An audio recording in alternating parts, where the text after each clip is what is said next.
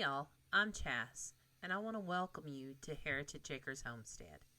Here you'll find our family as we strive to live a life that pleases the Lord. We do our very best to make the most out of what we've been given, and so we'd like to invite you to come along and join us on this journey.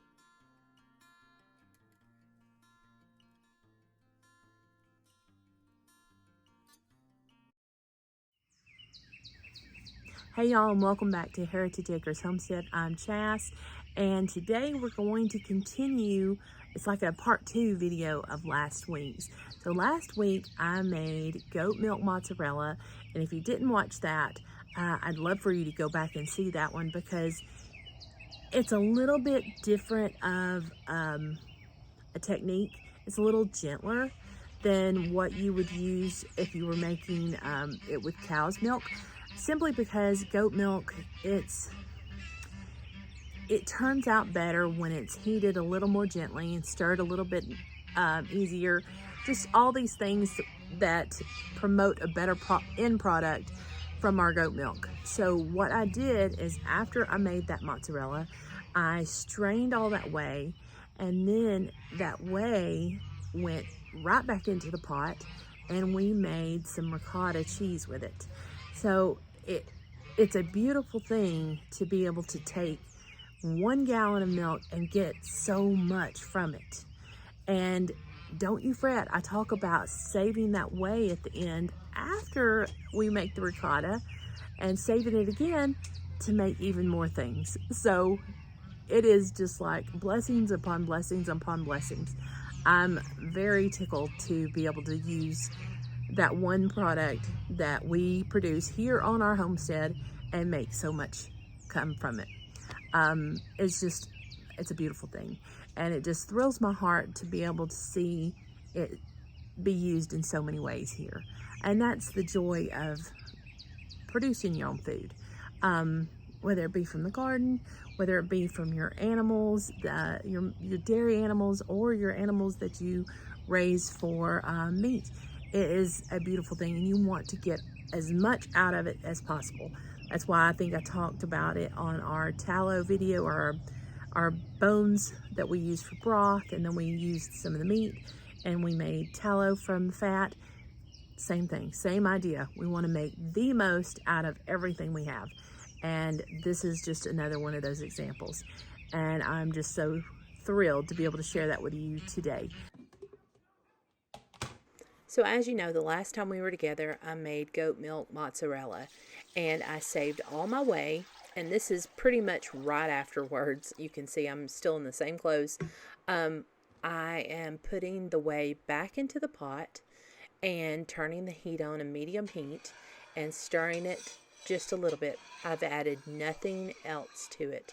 This is just going to be the leftover whey and a bit of heat. What you might think, you're done with that milk, there's nothing left to give, but we're going to get ricotta out of this. It's so easy, and it's just remarkable. So much good can come out of this gallon of milk that we've got.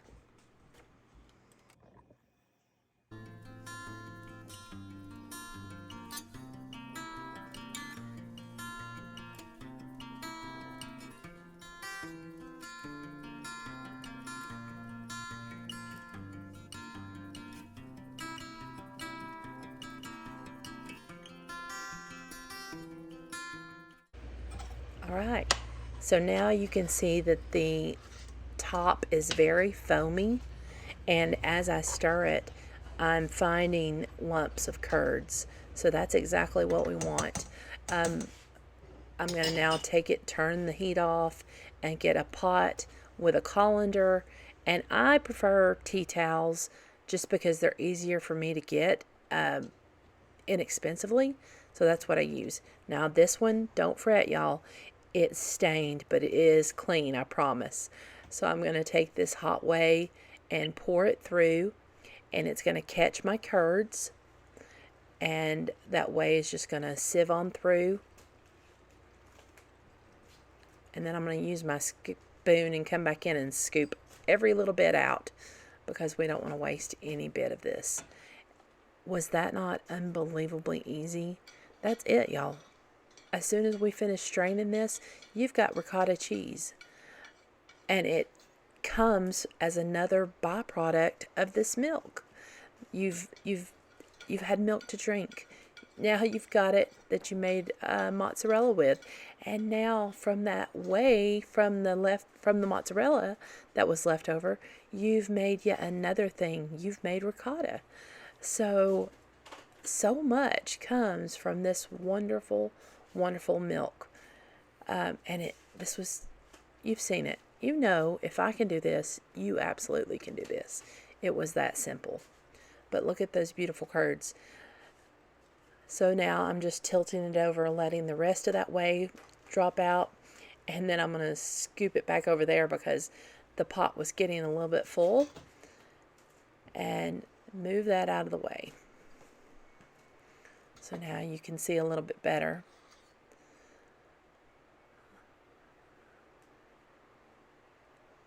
I'm going to bring all those curds together, drain out the last bit of that whey, and our ricotta is ready. Now, if you would like to salt this, you absolutely could. You don't have to. You can even flavor it if you want to. But I'm just going to leave it as is. That way I can use it in any dish I want to.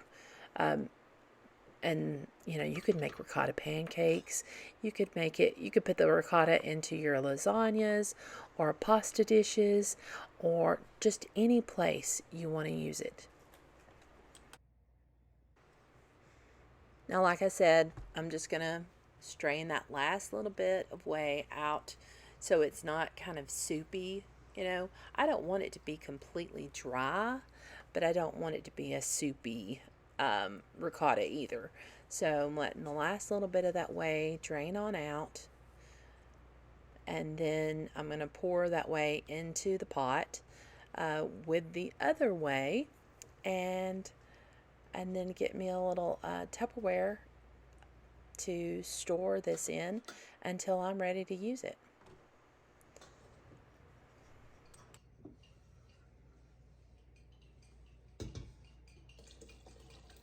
So you might think, okay, we're at the last of this. There's nothing else to do with that whey. And, I mean, you could be done with it, but let me give you a few more options of what you can use this whey for. Now, a lot of people take supplements or add whey, you know, into protein drinks. Use your whey in that form. Make you a smoothie with it. It's a great source of protein. You could also, if you have chickens, you could also take it and ferment their feed. And that's going to give your chickens a bit more protein. More protein means richer eggs and better health for your chickens. You could take it and save it and use it in your bread making. Any place you might use water, you could use whey. You could also use the whey to soak your grains like overnight. If you do that, it helps to break them down and makes them more digestible. So you could soak your breads or your oats or your rice. There's a lot of great ways to use this whey.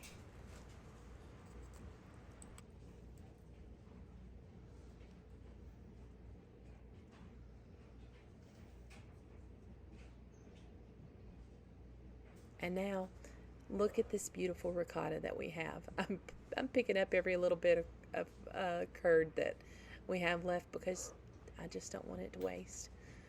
But here we have about a pint of ricotta. And that was after we've already made our mozzarella. So what a beautiful thing. And then we have those quarts and quarts of whey as well. Wonderful blessings from this beautiful milk.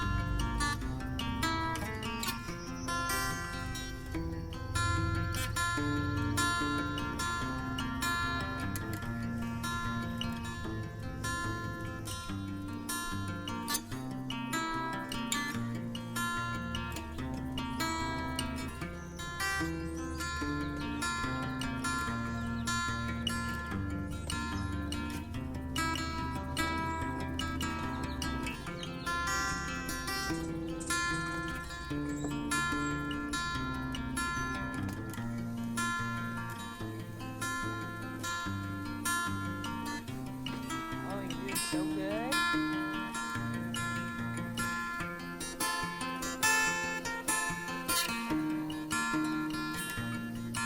Walk over there closer.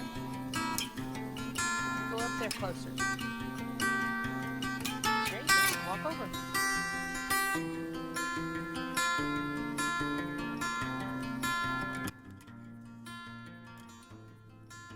So there you go. That is just how simple the process is.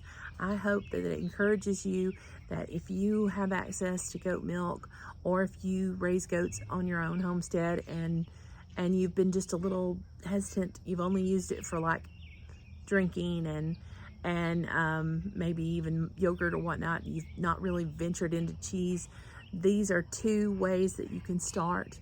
The mozzarella and the ricotta, these are two ways that you can start and confidently make your own. I want to thank you so much for watching. Thank you for your comments that you leave. They're all very encouraging to me. And I just want to say God bless you, and I hope you come back again soon. Bye-bye.